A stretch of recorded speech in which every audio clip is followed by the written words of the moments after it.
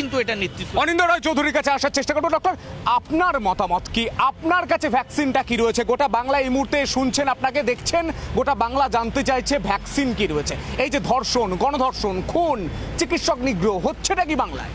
দেখুন, একটা সময় ছিল তৃণমূলের কিছু নেতা জেলে, কিছু নেতা বেলে, আর কিছু নেতার ডাক এলো বলে। আর এখন তৃণমূলের কিছু নেতা মারবে, কিছু নেতা মরবে, আর কিছু নেতা উডবান ওয়ার্ডে ভর্তি হবে।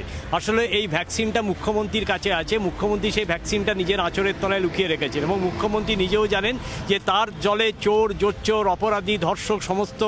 কিন্তু মুখ্যমন্ত্রী তো বলছেন, কোন রাজ্যের মুখ্যমন্ত্রী চান সে রাজ্যে অশান্তি হোক, সে রাজ্যে ধর্ষণ হোক, সে রাজ্যে গণধর্ষণ হোক? কোন মুখ্যমন্ত্রী চান না, সব বিরোধীদের চক্রান্ত।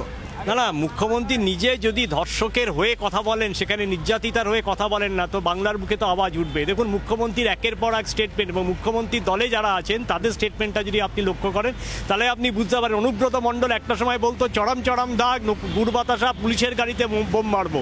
মুখ্যমন্ত্রী অনুব্রত মণ্ডলকে কোনোদিন শোকজ করেছে, উত্তর হচ্ছে না। কোনোদিন সাসপেন্ড করেছে, উত্তর হচ্ছে না।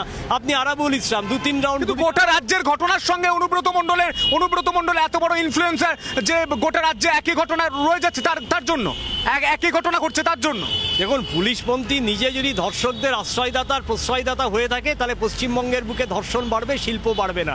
তার কারণ হচ্ছে, আমরা দেখেছি দিনের পর দিন যখনই কোনো ধর্ষণ হয়েছে তখনই দেখা গেছে যে ছোট্ট ঘটনা অপরাধীকে আড়াল করার চেষ্টা এবং সাজা দেওয়ার জন্য পুলিশ কমিশনার বা পুলিশের অফিসার। মুখ্যমন্ত্রী বলছেন পুলিশ ব্যবস্থা নিয়েছে, পুলিশ সঙ্গে সঙ্গে অ্যারেস্ট করেছে, কোনো রং না দেখে অ্যারেস্ট করেছে।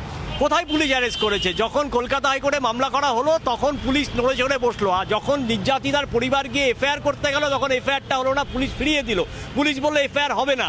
আমাদের মনে আছে যে সুপ্রিম কোর্টের অবজারভেশন আছে, সেই অবজারভেশনে বলেছে নির্যাতিতা যদি কোনো অবস্থাতে, যে কোনো অবস্থাতে রাত্রিবেলাও যায়, উইদাউট এনি ডিলে তাকে এফআইআর করতে হবে। যেখানে দেখলাম 5 দিনের মধ্যে কোনো 161 হলো না এবং পরিবারের লোককে মেরে দেওয়া হলো। অতএব যে প্রত্যক্ষদর্শী, আমরা দেখেছি তপন কাণ্ডু কেসে, সেখানে একটা চিকিৎসক নিগ্রহ, আবারও চিকিৎসক নিগ্রহ শুরু হয়েছে। এর আগে আমরা পান্ডুয়াতে দেখেছিলাম, সেখানে এক চিকিৎসককে মারধর করা হয়েছিল, ভেঙে দেওয়া হয়েছিল। আজ চিকিৎসকের বাড়ি ভেঙে দেওয়া হচ্ছে, তাকে মারধর করা হচ্ছে। মুখ্যমন্ত্রী এর উত্তর দিতে পারবেন কেন এটা হচ্ছে। আপনার মনে আছে পিজি হসপিটালে একটা সময় মিস্টার ডক্টর গড়াই ছিলেন, সেই গড়াই মুখ্যমন্ত্রী এসেছিলেন লোকজন নিয়ে, উনি বলেছিলেন মুখ্যমন্ত্রীর সঙ্গে দেখা করতে পারবো না, কারণ আমি অপারেশন থিয়েটারে আছি। সেই গড়াইবাবুকে চলে যেতে হয়।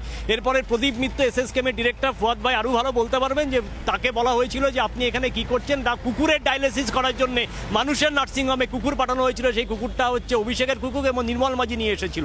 অতএব কুকুরের ওখানে ডায়ালিসিস হয় না, এখানে মানুষের ডায়ালিসিস হয় এবং তাকে সরে যেতে হয়েছিল। অতএব পশ্চিমবঙ্গের শিক্ষা, চিকিৎসা, সমস্ত শাসন সবকিছু মমতা ব্যানার্জি আঁচলের